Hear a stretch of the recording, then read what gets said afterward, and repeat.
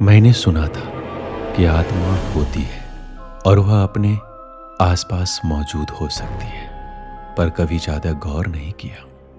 दोस्तों, ये बात लगभग 15 साल पुरानी है। हम विट्ठलपुर गांव में रहने के लिए आए थे। ऐसे में यहाँ एक किराए के मकान में रहने वाले थे। पिताजी की नौकरी के लिए हमें हमेशा नई नई जगह पर जाकर रहना पड़ता था। मेरे पिताजी शिक्षा विभाग में काम करते थे। नया गांव, नए लोगों को मिलने का मौका मिलता। ये गांव ज़्यादा बड़ा या हाईफाई नहीं था। दूर दूर तक सारे खेत थे। गांव हाईवे से कुछ 4 मील भर की दूरी पर था। यहाँ सभी किसान खेती करते थे। यहाँ एक स्कूल था जिसमें मैंने एडमिशन लिया। ये स्कूल गांव से बाहर था, पर यह भी खेतों के बीच में ही था। हम जब से इस गांव में रहने आए थे, तब से भूतों के बारे में बात हमेशा से ही सुनी है, पर कभी देखा नहीं था। इसलिए हम भी ये सब मजाक मानते थे। धीरे धीरे सर्दियां आ गई। छोटा गांव होने से लोग जल्दी खा के सो जाते थे। कुछ लोग रात को आग जलाकर रखते थे ताकि घर को गर्म रख सके। वैसे उस वक्त स्मार्टफोन नहीं थे, ना इंटरनेट था। लोगों के पास टीवी के अलावा कोई दूसरा साधन नहीं था मनोरंजन के लिए। एक दिन अमावस की रात थी। हम भी जल्दी खा पी के सोने जा रहे थे। तभी बाहर शोर सुनाई दिया। लोग खेतों की तरफ भागने लगे। हम भी पीछे गए। तभी हमारा मकान मालिक आया और बोला, बाबू, कोई गहरा संकट आने वाला है। पिताजी बोले, क्यों, क्या हुआ है वहां? मकान मालिक बोला, बाबू, तुम पढ़े लिखे हो, नहीं समझ पाओगे, विश्वास नहीं होगा तुम्हें। वो लोग बात कर ही रहे थे कि तभी वहां किसान राम आया। किसान राम मकान मालिक के खेतों पे काम करता था। जाके बोला, पुजारी ने सपने में कुछ देखा है और सारे गांव का चक्कर लगा रहे हैं। सारे गांव को मंत्रों से बांध दिया है उसने। मेरी तो नींद उड़ गई थी। क्या ऐसा भी कुछ होता है? मतलब मंत्रों से गांव को बांधना सुनने में अजीब लगता है, लेकिन बाहर आकर देखा तो ना मानते हुए भी यकीन करना पड़ा। देखा कि दूर खेतों में से जलती हुई आग दिख रही थी। सब लोग डरे हुए थे। न जाने कल क्या होने वाला था। हम सब वापस घर लौट तो आए, पर मन में एक ही सवाल था कि ऐसा क्या हुआ कि पुजारी को ऐसा करना पड़ा। सुबह सब मंदिर गए तो मैं भी साथ हो लिया। मंदिर के दरवाजे पर देखा कि पुजारी के पास लोग बैठे हैं। पुजारी बार बार पूछे जाने पर एक ही बात कर रहा था, स्कूल, स्कूल, इसका क्या मतलब है? यही सवाल था सबके मन में। स्कूल मतलब क्या? वहां कुछ है या कुछ हुआ है? पुजारी की हालात देखकर लग रहा था नहीं बचेगा। डॉक्टर को बुलाने को ही गया था, पर तब तक देरी हो चुकी थी। पुजारी नहीं रहा। उसका कोई सगा तो था नहीं, इसीलिए कोई उसको देखने आने वाला नहीं था। तो सबने मिलकर उसका अंतिम संस्कार भी कर दिया। उसका क्रियाक्रम करके सब लोग घर वापस पहुंचे। शाम हो चुकी थी। सबको एक ही सवाल खाए जा रहा था, स्कूल का क्या मतलब है जो पुजारी बोल रहा था? ये जो पुजारी था काफी ज्ञानी था। लोगों की बीमारियां जड़ी बूटी से ठीक करता था। कुछ लोगों के भूत भी भगाए थे, ऐसा सुना था। इसलिए पुजारी की बात सब मन पे ले रहे थे।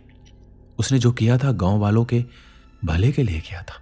खैर, स्कूल 2-3 दिनों के लिए बंद कर दिया गया। कुछ दिन बीत गए। पुजारी की बातें भूलकर सब अपने काम में लग गए। गर्मी के दिन थे।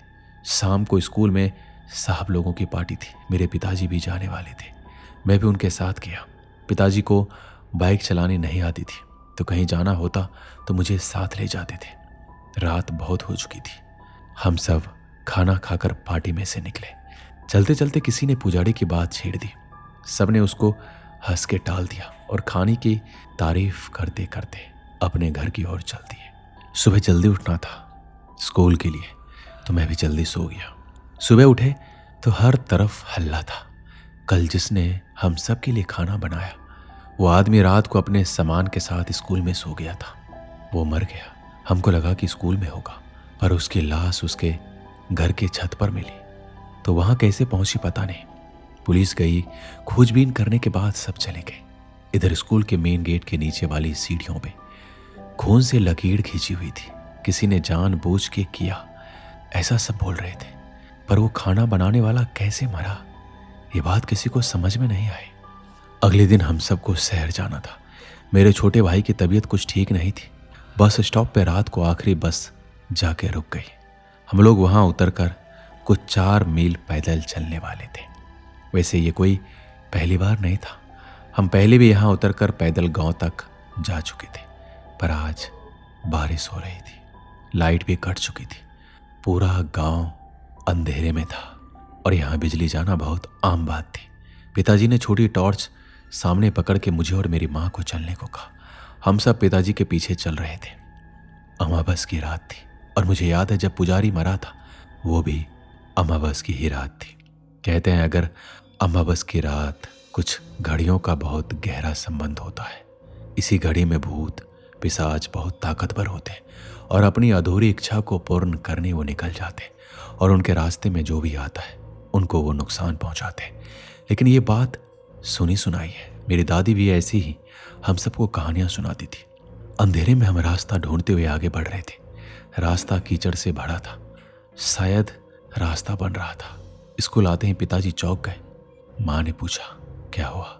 पिताजी ने धीरे से बोला वो देख, आवाज मत कर। देखा कि एक सफेद कपड़े में लिपटी हुई किसी की रूह थी जो जमीन के ऊपर जैसे तैर रहा था। उसके पैर नहीं दिख रहे थे, वह घूम रही थी। जैसे ही वो हमारे पास आई उसको देखते ही मेरे होश उड़ गए। उसका चेहरा इतना भयानक था कि सांसें अटक गई। मेरी माँ पिताजी साथ में थे इसलिए शायद मैं होश में था, वरना मैं तो मर ही गया था। लगा कि हम सब मरने वाले। पिताजी और माँ भगवान का नाम ले रहे थे।